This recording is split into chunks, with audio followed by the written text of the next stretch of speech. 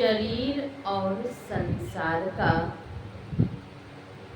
अन्योन्याश्रय संबंध है।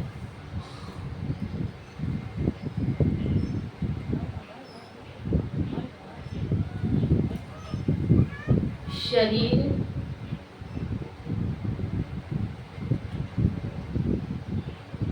मानव का शरीर है, स्थूल, सूक्ष्म, कारण और महाकारण। इन शरीरों से पार होंगे। महाकारण के पार कैवल्य है। कैवल्य के भी पार जाएंगे तब संसार के दुखों से छुट्टी पा सकेंगे। जब तक शरीर में रहेंगे तब तक व्यथा है, कष्ट है, दुख है, पीड़ा है, वेदना है। दैहिक, दैविक और भौतिक ये त्रिताप व्यापते रहते हैं और व्यापते रहेंगे। कब तक? जब तक कि भजन करके इन शरीरों के पार की स्थिति नहीं हो जाएगी। अर्थात कैवल्य परम पद में जब तक नहीं प्रतिष्ठित होंगे तब तक दुखों के घेरे में रहेंगे। संतों ने इस संसार को दुखालय का, दुखालय का अर्थ होता है दुखों का घर।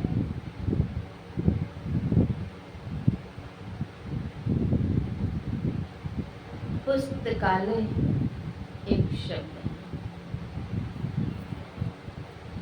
पुस्तकों का जहाँ घर है, जिस घर में पुस्तक विराजित हैं, आप कहेंगे एक पुस्तक रख लिए तो पुस्तकालय हो गया। नहीं, पुस्तकों का जहाँ अंबार है, ढेर है, पुस्तकालय उसे कहेंगे। पुस्तकालय जाएं और वहाँ पुस्तक न रहे तो वह पुस्तकालय।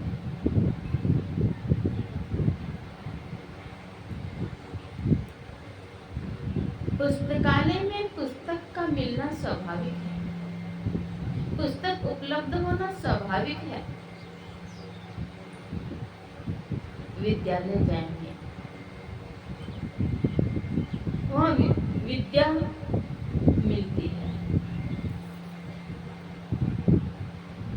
विद्या को सिखलाने वाले, बतलाने वाले वहाँ शिक्षक भी होते हैं। विद्यालय जाएं और वहाँ विद्या की बात नहीं हो तो वह विद्यालय नहीं। शरीर संसार में है,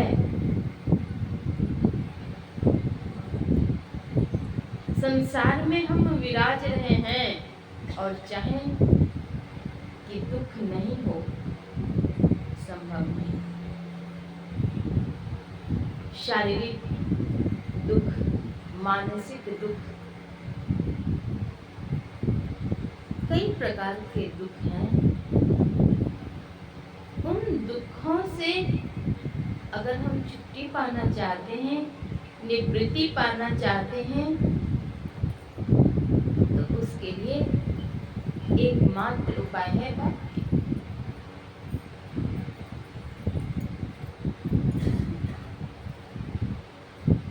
दुखों के घेरे से अगर मुक्त होना चाहते हैं तो उसके लिए तो उपाय करनी पड़ेगी।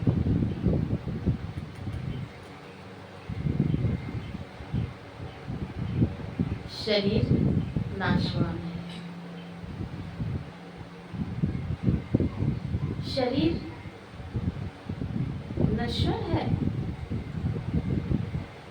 इस नाशवान शरीर में रहते हुए ही भक्ति हो सकती है। केवल और केवल मानव शरीर में ही रहकर भजन कर सकते हैं। मानवेतर प्राणियों के भीतर में यह क्षमता नहीं है कि वे भजन कर सकें।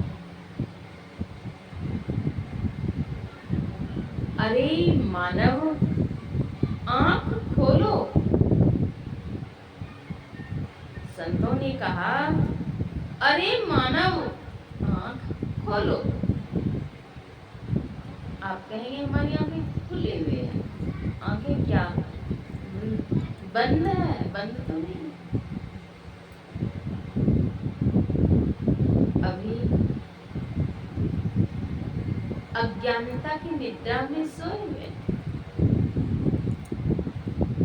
पड़े हुए हैं। इन दो नेत्रों के बाद भी नेत्र हैं, जिसे कि संतों ने त्रिनेत्र कहा। तब शिव तीसर नयन उधारा। त्रिनेत्र को ही शिव नेत्र भी कहते हैं। त्रिनेत्र का उन्मेष कैसे होगा? त्रिनेत्र का उन्मेष होगा तो प्रकाश मिलेंगे। इन बहिर नेत्र को जब खोलते हैं, बहिर नेत्र हमारे खुले होते हैं, तो हम सूर्य के प्रकाश को देख सकते हैं, देखते हैं। और क्या, तो जब जागृत अवस्था में रहेंगे तभी हम सूर्य के प्रकाश को भी देख सकेंगे। अगर निद्रा देवी की गोद में पड़े रहेंगे तब सूर्य के प्रकाश हो कि चंद्र की शीतलता हो, हमें नहीं मालूम पड़ेगा। अंतर नेत्र अर्थात त्रिनेत्र, त्रिनेत्र का उन्मेष करेंगे तो वह प्रकाश दिखेगा जो परम प्रभु परमात्मा का है। परमात्मा के दो हाथ हैं, प्रकाश और शब्द। विंदु नाद अगुवाई तुम ही ले जाएंगे। विंद और नाद अगुवाई करके ले जाएंगे सुख की ओर। सुख के घर हम जा सकेंगे।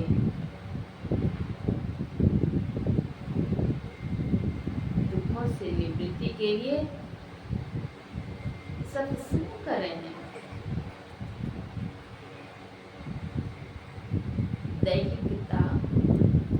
दैविकता और अचानक ठनका शरीर पर गिरा, लोग मर गए।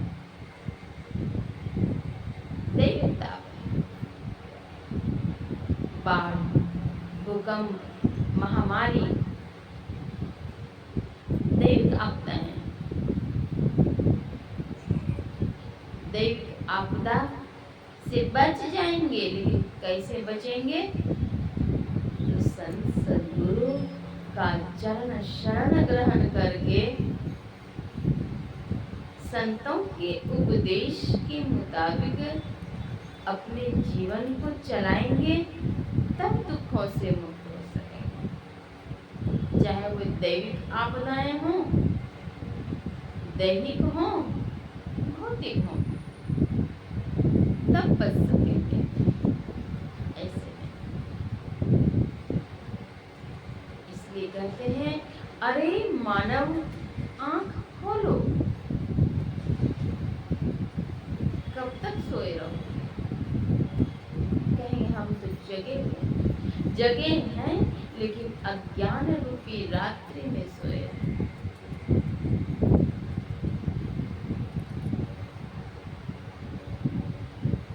सत्संग नित और ध्यान नित रहिए करत संलग्न हो। सदगुरु महर्षि में ही ब्रह्मन जी महाराज कहते हैं सत्संग नित्य करो और ध्यान भी नित्य करो और संलग्नता के साथ करो। रहिए करत संलग्न हो। व्यभिचार, चोरी, नशा, हिंसा, झूठ तजना चाहिए। इन पंच महापापों का परित्याग करो। रामचरितमानस के अंतर्गत आया है विधि निषेध में कलिमल हरणी। करम कथा रवि नंदिनी बरनी। विधि और निषेध, विधि क्या है? एक सर्वेश्वर पर अचल विश्वास, पूर्ण भरोसा, उनकी प्राप्ति अपने अंदर में होगी इसका दृढ़ निश्चय, सद्गुरु की निष्कपट सेवा, सत्संग और दिव्य ये पंच विधि का और पंच निषेध कर्म है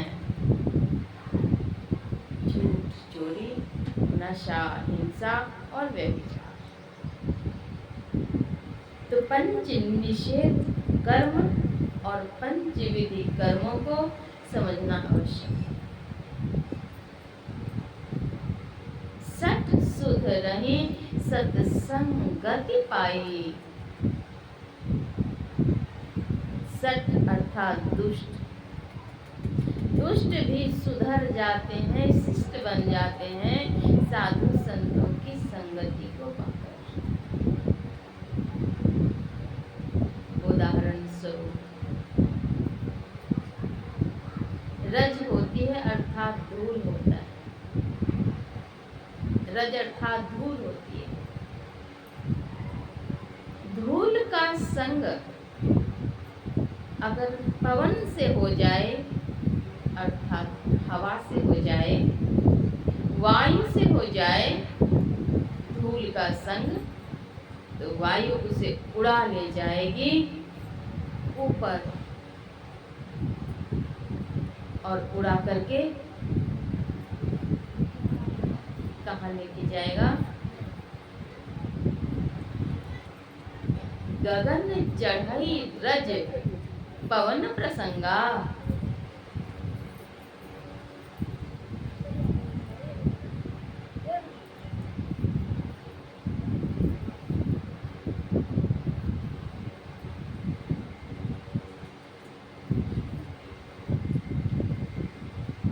आकाश की ओर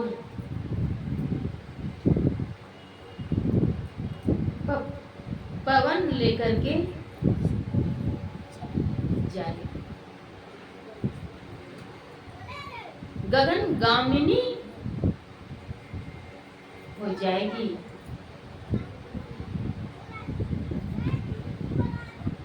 और वही धूल का संग अगर जल से हो जाता है वो कीचड़ बन जाता है और कीचड़ बन करके वह पाताल में चली जाए। संग का रंग लगता है, संगत ही जल जाए, नौ चर्चा राम की। वह संगति जल जाए, खाक हो जाए, समाप्त हो जाए, विनष्ट हो जाए। कौन सी संगति? जिस संगति में प्रभु की चर्चा नहीं है, भगवत चर्चा नहीं है, संगति ही जल जाए, नो चर्चा राम की। वह संगति जल जाए, खाक हो जाए, विनष्ट हो जाए। दुल्हा बिना बारात कहो किस काम की। दूल्हे के बिना बारात शोभाहीन मालूम पड़ती, शोभता नहीं है। दुल्हन बिना बारात, हजारों हजार बारात हो, पूरी सजावट के साथ, गाड़ी घोड़े हाथी, जितनी सजावट हो सके, फूल बल्ब, अनेक लाइट प्रकार प्रकार की, सब कुछ मिले, लेकिन उस बारात के बीच में एक दुल्हा न रहे, बेकार है।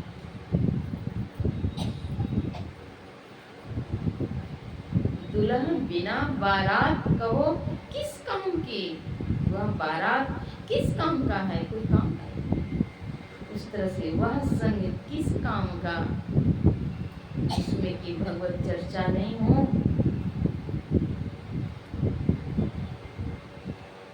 वह संग जल जाए तो अच्छा है, खाक हो जाए तो अच्छा है, विनष्ट हो जाए तो अच्छा है। संतों ने कहा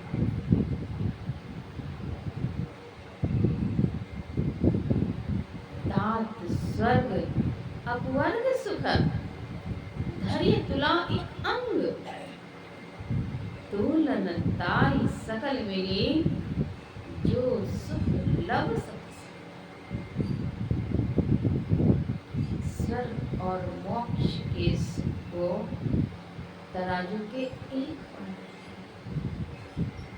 और पल भर के सत्संग के सुख को तराजू के दूसरे पन्ने पर रखा जाए तो वे दोनों मिलकर पल भर के सत्संग के सुख के बराबर लव अंश मात्र भी नहीं हो सकते। राम बुलावा भेजिया, दिया कबीरा रोए, जो सुख साधु संग में, सो बैकुंठ न होए।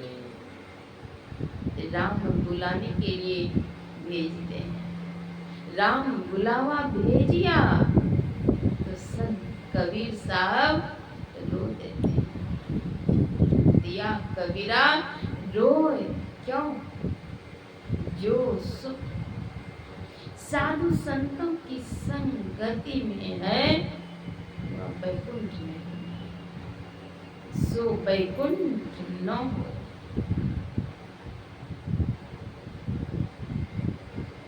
असली सुख अपने अंदर है,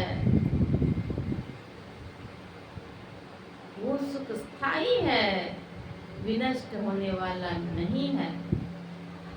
संसार का सुख भासता है,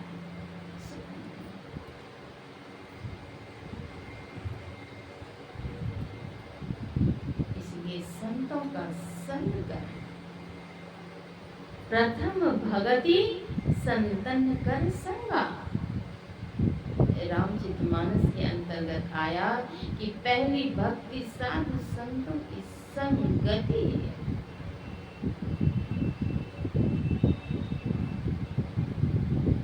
संतों के संग को सत्संग कहते हैं।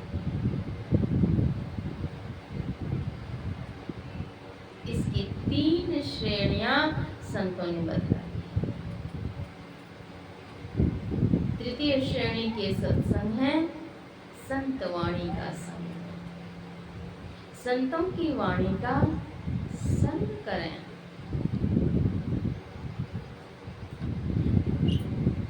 संतों की वाणी का संग करेंगे तो मजबूत होंगे।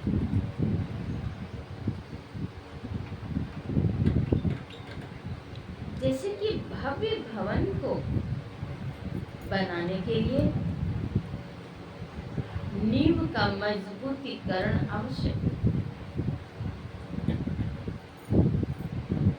संतों की वाणी का संग अगर करेंगे तो आपका जीवन दुखों से छूटने की ओर चल पड़ेगा और आप मजबूत होंगे, विवेक में, ज्ञान में, धैर्य में, शक्ति में मजबूत। तो संतों की वाणी का संग करें, यह तृतीय श्रेणी के संत। वही संत की वाणी आपको सच्चे सत्य तक पहुंचा देगी। तो उनका अब संग करेंगे तो अभी द्वितीय श्रेणी के सत्संग। संतों के दर्शन मात्र से पाप ताप पातक टल जाते हैं।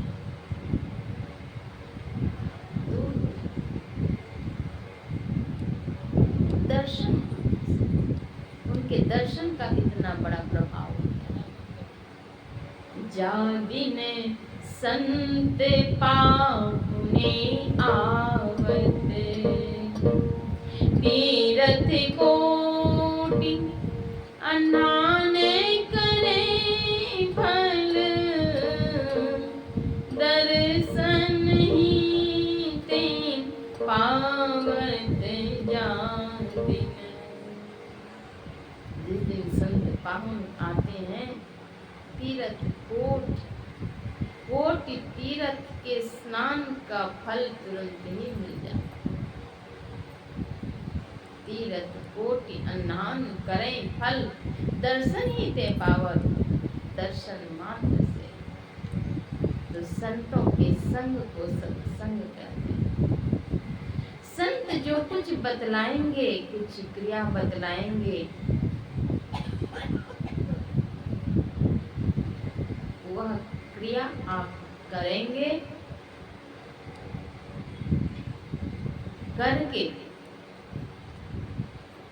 इस सत्य का मिलाप उस सत्य से हो जाएगा, अर्थात जीव का मिलाप जीव से हो जाएगा, परमात्मा से हो जाएगा।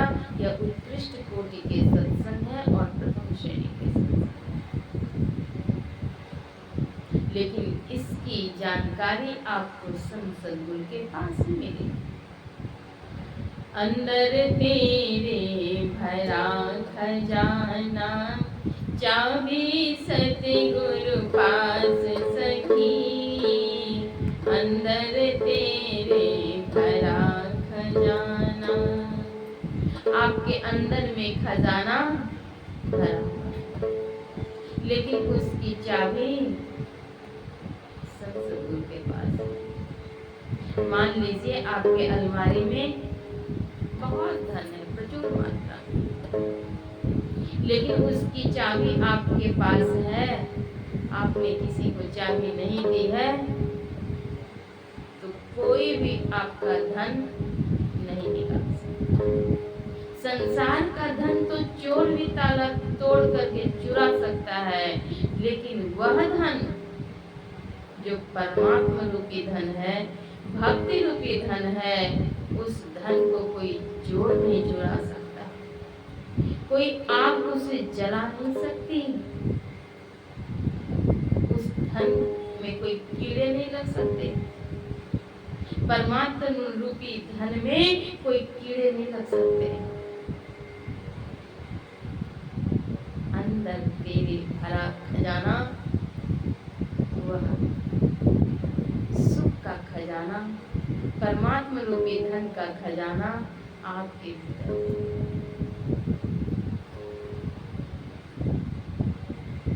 सत्संग में मन को लगाइए, संत सद्गुरु के पावन चरणों में अपनी श्रद्धा सूत्र जोड़िए।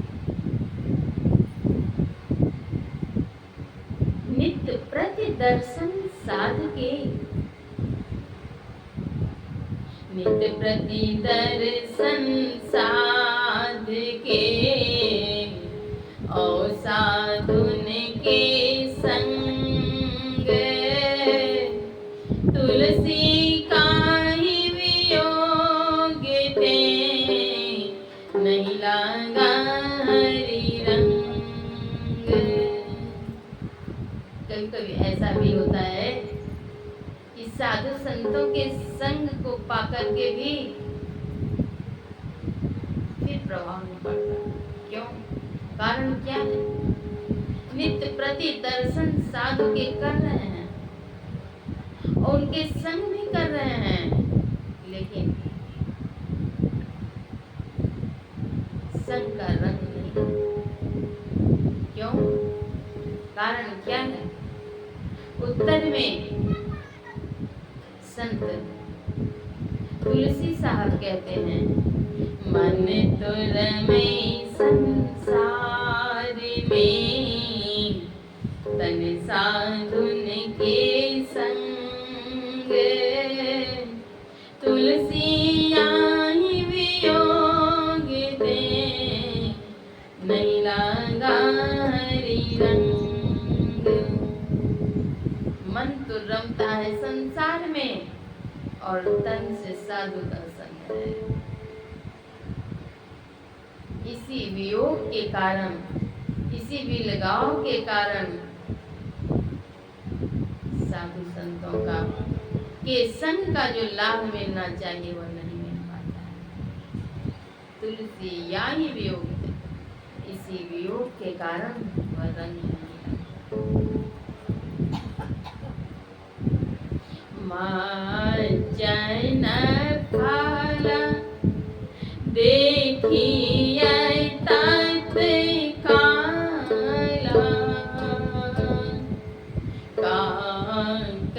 कहोहि पिकबक मराला, सुनी आचरज